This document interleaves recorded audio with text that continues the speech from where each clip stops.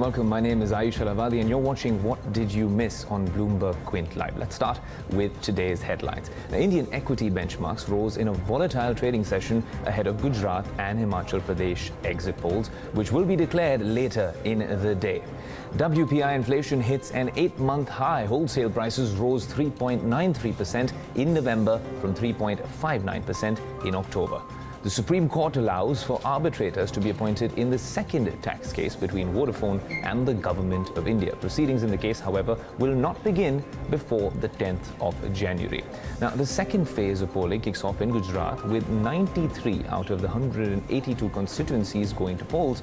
47.4% voter turnout is recorded till 2 p.m.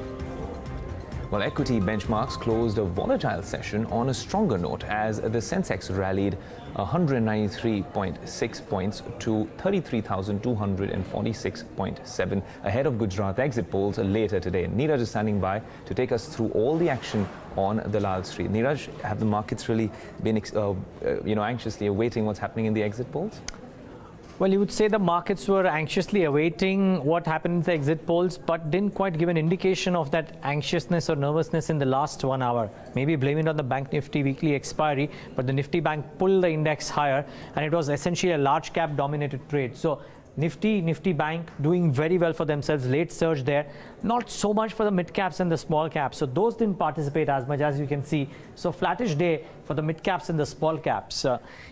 Not too many losers in the large cap space. As you saw, the index did so well. So except for TCS, which was a bit of a lone ranger on the downside, almost everything else did well. So pull up a heavyweight Nifty 50 name and you will see that the stocks did very well. Be it the, forget the Hindustan Door, Oliver, but HPCL, which was about 3%, HDFC Bank, Reliance Industries, Cipla, Dr. Reddy's, a clutch of these names participated really well in the session today.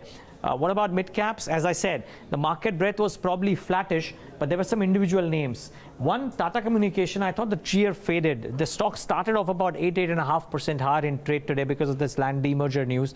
But as you can see, ending the day very flat. A couple of other noticeable movers probably included the likes of Oberoi Realty, which rallied about 4.5% in trade on the Motilal Oswal note. But it really wasn't a day about the mid caps. It was all about the large caps and the Nifty Bank in particular, which rallied to close in at the day's high and took along the Nifty with it. Right, Neeraj, thanks so much for that market wrap. Now, moving on, Purinju Viliath of Equity Intelligence India is bullish on the India story. In a conversation with Bloomberg Quint's Neeraj Shah on our special series, Alpha Moguls, he highlights a stock that fetched him handsome returns and one that he's bullish on. Here's a slice of that conversation.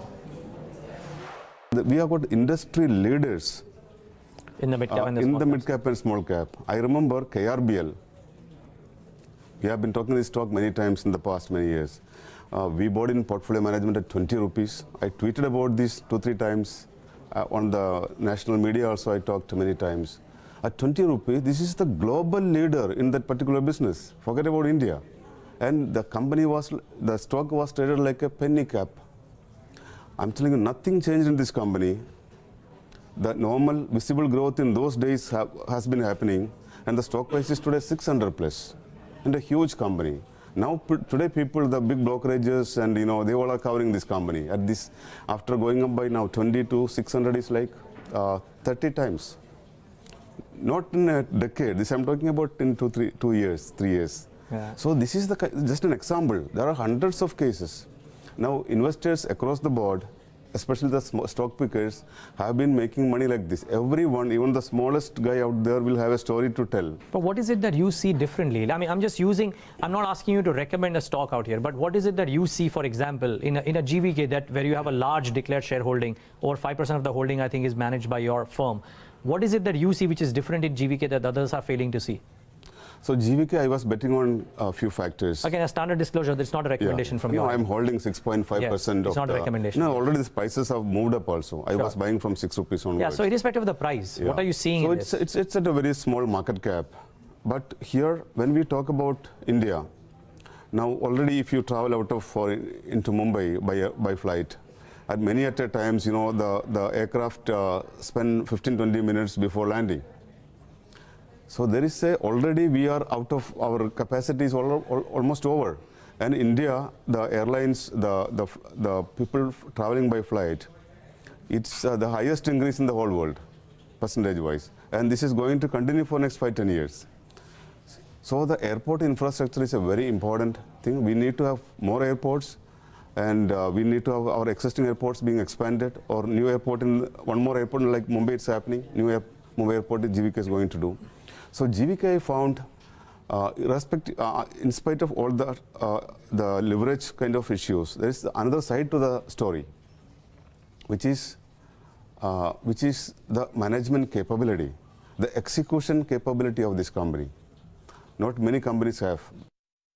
Well, in other news, the Supreme Court has rejected the government's plea against the Vodafone international arbitration. The Apex Court has granted time till the 10th of January next year for the hearing to begin. Arpan Chaturvedi joins us on the phone line with all the details. Arpan, what transpired in court today?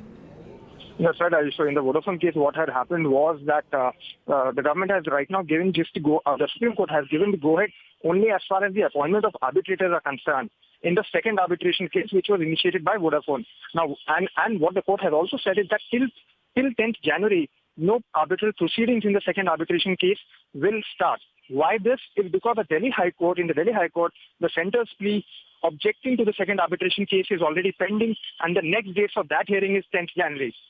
And in the meantime, in the October order, the High Court had basically said that the appointment of arbitrators can go ahead, and in objection to that order, the centre had approached the Supreme Court saying that the appointment of arbitrators should also not happen until the Delhi High Court rules on the objections filed by the centre in the second arbitration case. But the Supreme Court basically has given partial relief to the centre instead, and what it has said is that the appointment of arbitrators can go on, but the arbitral proceedings will not start until January 10th, which is the next date for the hearing in the Delhi High Court, which is hearing the objections of the centre in the second arbitration case. Arpan, thanks so much for that update. So it turns out, well, next month, Jan 10th, is when all the action will be. Well, foreign investors have been net sellers of the country's equities this month. Nomura has come out with a report that shows a reduction in FII ownership of the Nifty compared to the year-ago period. However, DIIs have increased their holdings in the Nifty. Darshan Mehta is standing by with more details on this report. Darshan? So this is an interesting report that's come in from Nomura. What they're saying in this report is the fact that, FII ownership hasn't gone up much in the Nifty stocks. In fact, it's the DIIs that have actually taken. So if you're looking at it, this is the same period last year. This is second quarter FY17. The FII holding in Nifty stocks was 25.2%. It was 25.2% even in the last quarter, and now it's come down to 25%. So they've trimmed a little bit of their holding. But look at what DIIs have done. From 11% last year, same quarter, they've moved up to 12.2%, and this quarter they've done 12.3%. So this is the DII and FII picture as far as the Nifty stocks is concerned. Now individually, which are the stocks in which FIIs did bet? So Bharti Infratel, Bajaj Finance, Tech Mahindra, they managed to increase their shareholding by almost 2 to 3 percentage point, 200 to 300 percentage point, 2 to 3 percentage points. Tata Steel and Hindalco, metal finds a lot of emphasis. So Tata Steel and Hindalco, both of them see traction that is moving towards them. What did they trim? Pharma as a pack and IT. So Infosys from 37%, they went down to 34% in a matter of 1 quarter. Lupin again from 31% to 28%. Dr. Reddy's, Sun and Adani Port. So Pharma as a pack saw a lot of selling that happened. Now, as far as what did the DIIs do? So DIIs bought in some of the counters which FIIs sold. So NTPC, Lupin and Infosys. So where in Lupin and Infosys you saw in the earlier slide that FIIs were sellers. So that is where DIIs were buyers. What did DIIs sell? They sold in a little bit of IT. Tech Mahindra is something that they sold off. Tata Motors, they've reduced their holding. And Hindalco, in which FIIs were buyers, they managed to sell. So that is the scene as far as the Nifty stocks are concerned. Mid caps also, it's very interesting. Just take a look at what FIIs have been status quo from 14.2% to 14% to 14%. So FIIs are status quo as far as the mid caps are concerned. But look at the rise of DIIs from 7.7%, they moved to 8.2%, and within a matter of quarter from 8.2% to 8.6% is something that DIIs have done in the in the mid caps. Take a look at the stocks in which they have bought. Interglobe Aviation, what have FIIs done? From 5.8%, they've moved on to 10%. So that's a substantial increase. RBL Bank, a 400 basis points increase. India Bulls Real Estate, another 300 basis points increase. Jubilant Foodworks and Bata. This is where FIIs have been rather active. Where did FIIs sell? JSW Energy, Bharat Financial, CSC, Ipca Labs and Apollo Tyres. So there's no fixed standard like FI sold in the Nifty stock pharma. They're selling all across. There's no fixed standard that we're getting. But let's take a look at what DIIs did.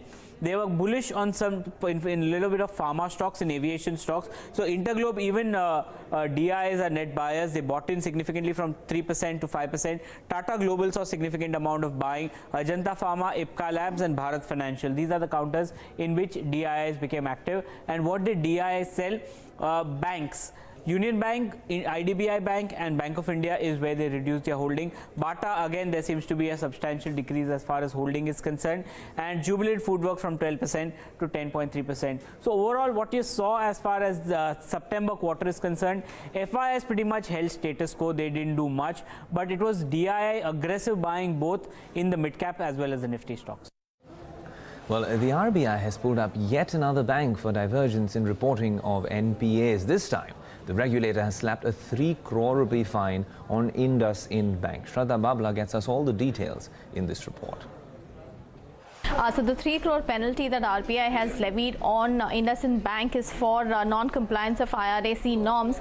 So what has happened is that RBI statutory inspection found violations in NPA assessment and extension of non-funded bank facilities, and this is for an inspection that was based on FY16 numbers where the bank had reported large divergences, and that was of course disclosed in the FY17 annual report by the bank as well. So according to RBI's assessment, the gross NPAs for IndusInd Bank for FY16 would have been about 72% higher than what was reported, which means that the 0.9% gross NPA number that they had reported would have been closer ideally to 1.5%. But again, this is not the first bank where we have seen such a penalty. It had earlier penalized Yes Bank about 6 crores for failing to follow NPA recognition norms and a delay in reporting security breach at its ATMs. IDFC Bank was also fined for failing to follow loan approval procedures.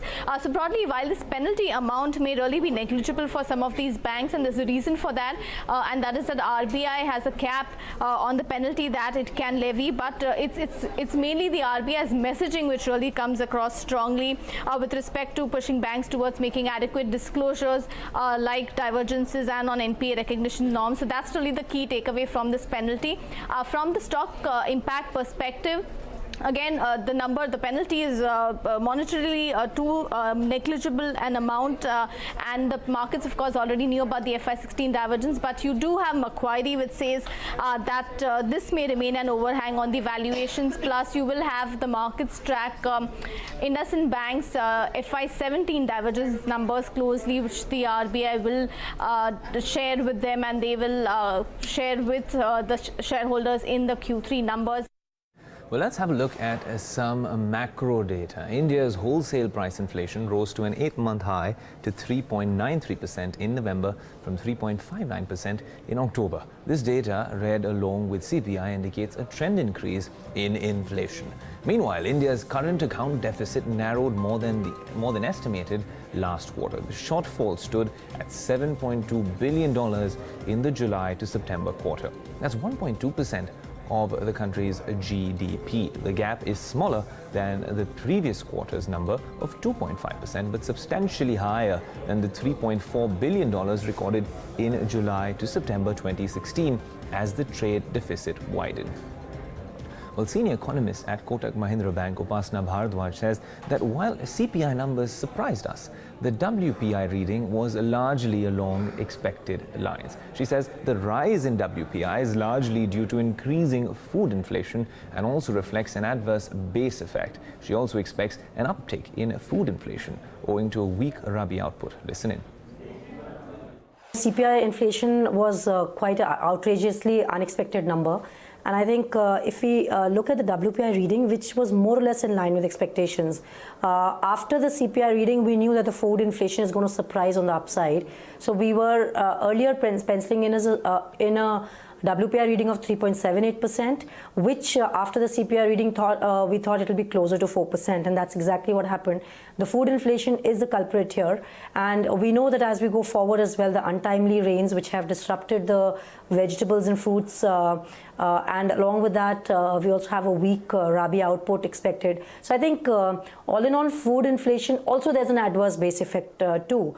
Moving on to national stories, the second phase of the Gujarat elections takes place today. With 93 seats in the north and central Gujarat up for grabs, a voter turnout of 47.4% was registered till 2 p.m. according to Gujarat's chief electoral officer.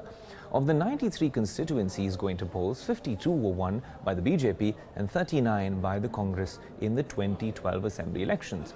Now, prominent political leaders, including Prime Minister Modi, Finance Minister Jaitley, as well as the BJP President Amit Shah, cast their votes.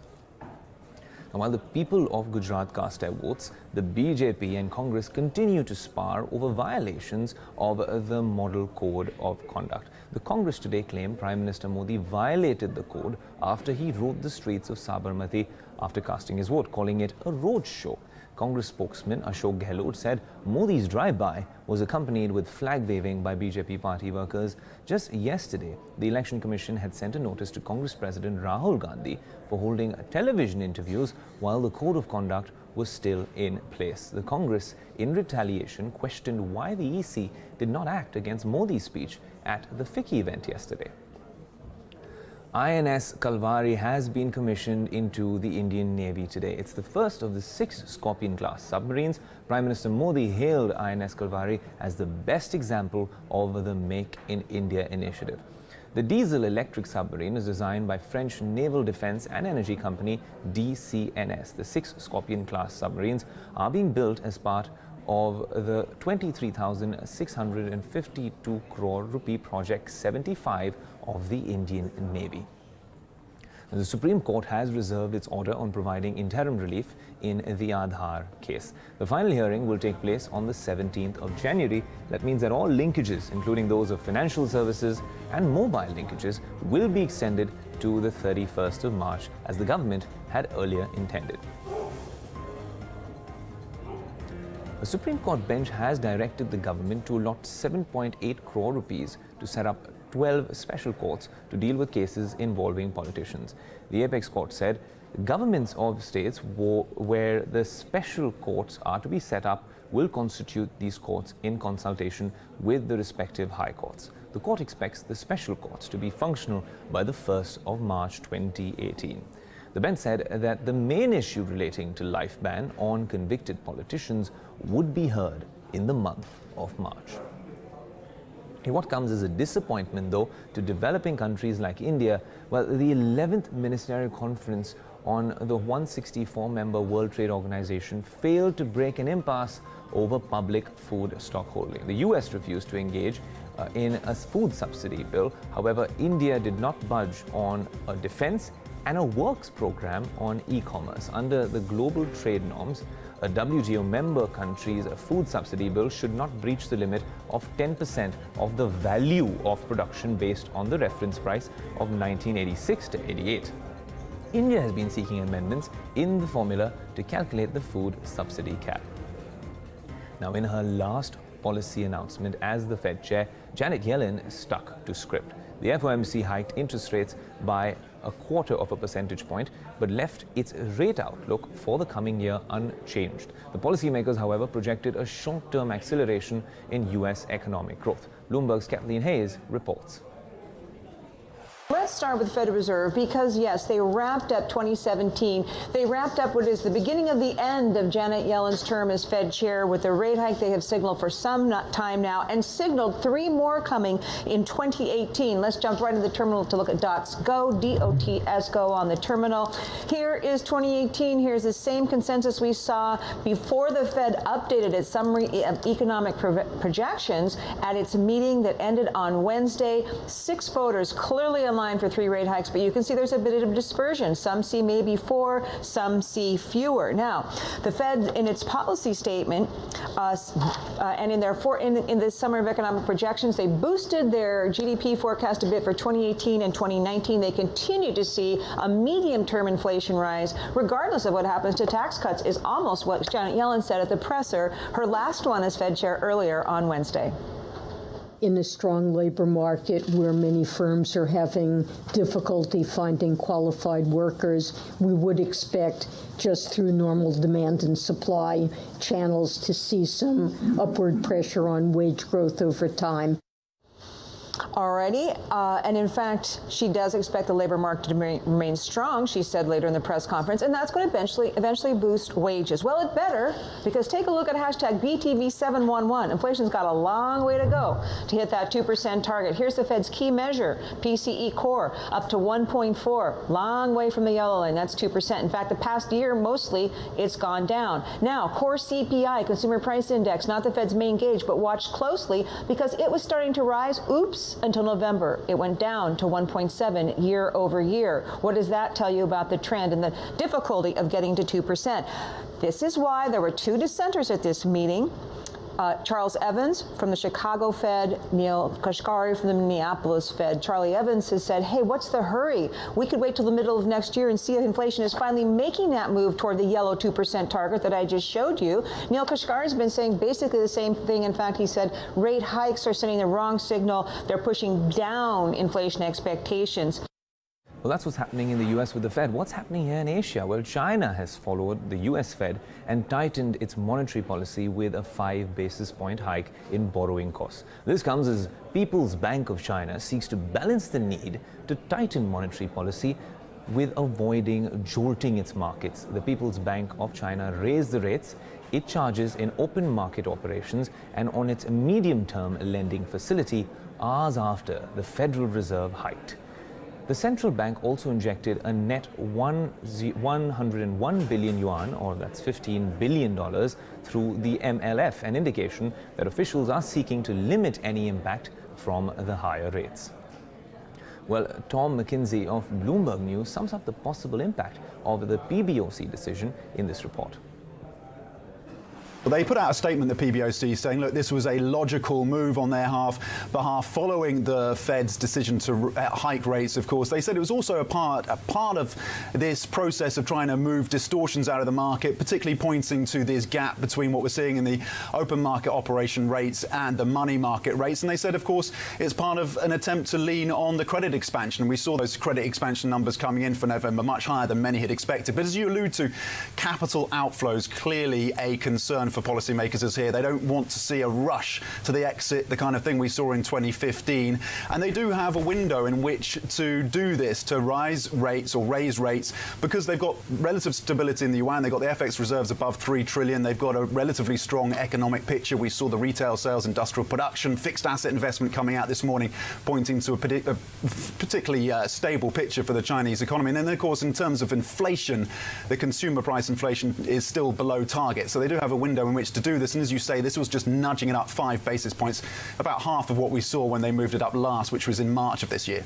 Well, back in the US, President Donald Trump has promised, well, the common man in America, a giant tax cut for Christmas. In a televised speech, Trump said that the congressional Republicans finished negotiating on the tax bill yesterday. Trump also said that a typical family of 4 earning $75,000 would see a tax cut of more than $2,000 under this legislation. Slashing their tax bill in half, the White House didn't provide an analysis backing up the claim.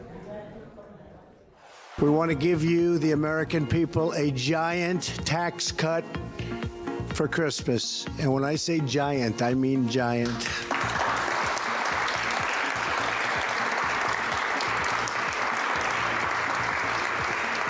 As we speak, Congress has reached an agreement on tax legislation that will deliver more jobs, higher wages, and massive tax relief for American families and for American companies. But the Federal Reserve isn't buying President Donald Trump's argument that his tax cut package will lead to a significantly stronger sustainable expansion of the economy. While the central bank would welcome such a development, outgoing Fed Chair Janet Yellen suggested that policymakers generally see the plan as having a modest and mostly short-term impact. Compared with the projections made in September, real GDP growth is a little stronger. The unemployment rate is a bit lower, and inflation is essentially unchanged. Participants generally identified changes in tax policy as a factor supporting this modestly stronger outlook, although many noted that much uncertainty remains about the macroeconomic effects of the specific measures that ultimately may be implemented. Meanwhile, UK Prime Minister Theresa May heads to the EU summit today, which was supposed to be a celebration of Brexit breakthrough last week. Instead, May will arrive hours after facing severe criticism from the Tories. Last night, rebels from the Conservative Party voted for change in her government's flagship EU withdrawal bill. 11 MPs backed an amendment that guarantees a meaningful vote on a final deal to leave the Union in 2019. Remember, Theresa May's government backed an amendment seeking to fix the date of Brexit on March 29, 2019.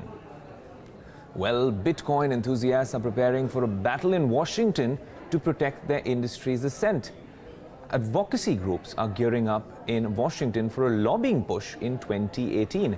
They are working to limit legislation that would subject cryptocurrencies to more regulation and change tax reporting requirements. Now, organizations such as the Chamber of Digital Commerce, Coin Center, and the Bitcoin Foundation say that they're convinced about stifling innovation. Their top targets include a Senate bill that would include digital currency and an update of money laundering laws, requiring more entities to police potentially illicit transactions. Some advocates are also backing a House bill that would exempt crypto transactions of up to $600 from capital gains tax reporting. Well, that's all the time that we have on this show. Thanks so much for watching. Stay tuned to Bloomberg Quint.